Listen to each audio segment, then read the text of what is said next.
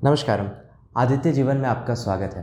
क्या आपने कभी सोचा है मैं इतना रिलैक्स होकर वीडियो बना रहा हूँ, आप इसे घर पर सुन रहे हैं, हम आराम से अपने घर पे बैठे हुए हैं या अपने ऑफिस में अपने काम को कंप्लीट करते हैं। ये सब संभव हो पाता है तब जब हमारे देश के जवान दुश्मनों से रक्षा करने के लिए सरहद पर तैनात होते हैं, अपनी जान को हथेली पर लेकर हमारी रक्षा करते हैं। हमारे देश में कई ऐसे वीर हुए जिन्होंने भारत माँ के लिए अपने प्राणों की आहुति दी और वीरता का परिचय देते हुए हमारी रक्षा की, और इन्हीं नामों में से एक नाम आता है, वो है captain Vikram Batra. Jain sir, lieutenant Vikram Batra reporting sir.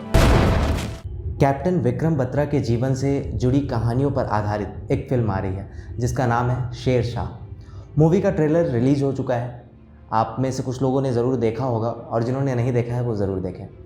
Bollywood का जो हाल है उसे देखते हुए मेरा कोई इंटरेस्ट नहीं रहता बॉलीवुड की मूवी को देखने में, और ऐसे भी मैं फिल्में कम देखता हूँ या कहें कि नहीं देखता हूँ, मगर मूवी थोड़ी ख़ास है इसलिए मैं इसके बारे में आपको बता रहा हूँ, तो इसे आप ज़रूर देखें और मैं भी इसे देखने वाला हूँ। आइए तो जानते हैं कैप्टन विक्रम बत्रा सर के जीवन से जुड़ी हुई कुछ बातें।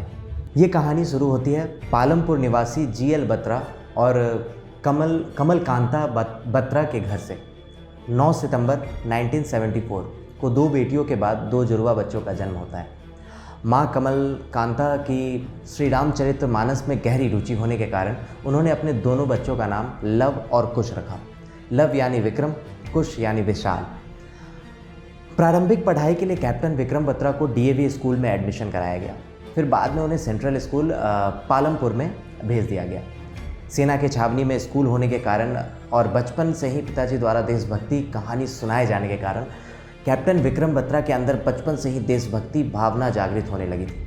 कैप्टन की पढ़ाई के साथ साथ टेबल टेनिस में भी बहुत अच्छे खिलाड़ी थे वो, और साथ ही साथ वो सांस्कृतिक कार्यक्रम में भी बढ़ चढ़ के हिस्सा लिया करते थे।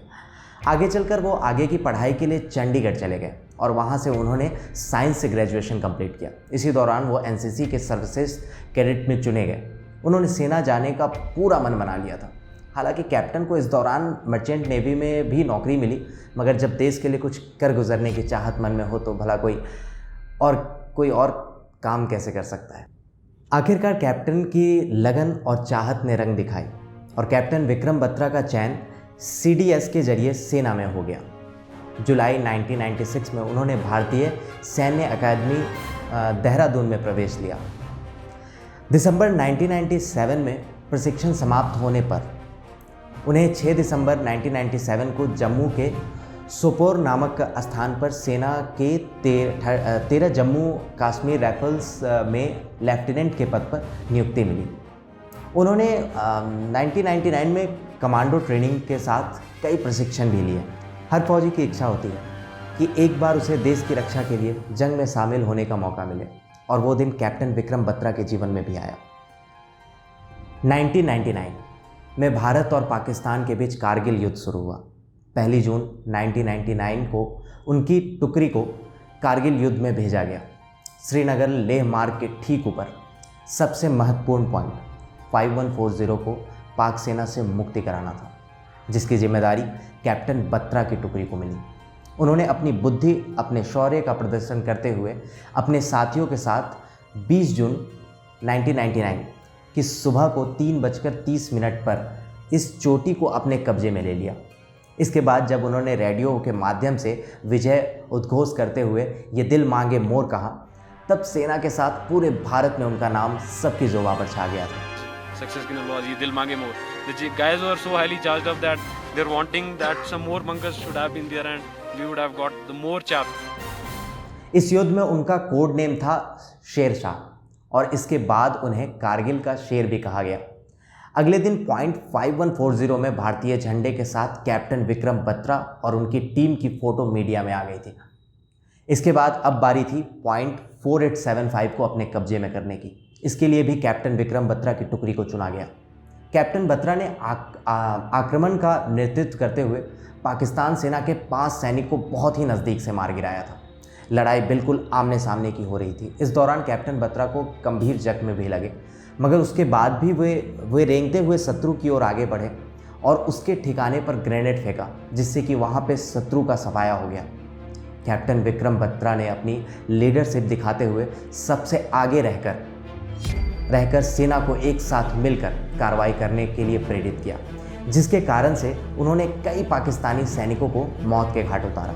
मगर इस दौरान जख्म बहुत ज़्यादा होने के कारण कैप्टन विक्रम बत्रा वीर गति को प्राप्त हुए। उनके नेतृत्व, उनके साहस को देखते हुए उनसे प्रेरित होकर उनके साथी सैनिक दुश्मन पर टूट पड़े थे और शत्रु का सफाया कर पॉइंट 4875 पर कब्जा कर लिया। इस साहस और पराक्रम के लिए कैप्टन विक्रम बत्रा को 15 अगस्त 1999 को भारत सरकार द्वारा मरणोपरांत परमवीर चक्र से सम्मानित किया गया। तो ये थी कहानी कैप्टन विक्रम बत्रा की। इस पर आधारित एक पिक्चर आ रही है। उम्मीद है आप लोगों को वो पसंद आएगी, तो आप जा कर के देखें। अच्छी मूवी को हमेशा प्रमोट करना चाहिए। तो मूवी बनती ही इसलिए है ताकि आप उससे कुछ सीख सकें, अगर अच्छी चीज़ें सीखने को मिले। और मैं एक और वीडियो बनाऊंगा जिसमें हम ये चीज़ जानेंगे कि हम विक्रम बत्रा सर से क्या क्या सीख सकते हैं।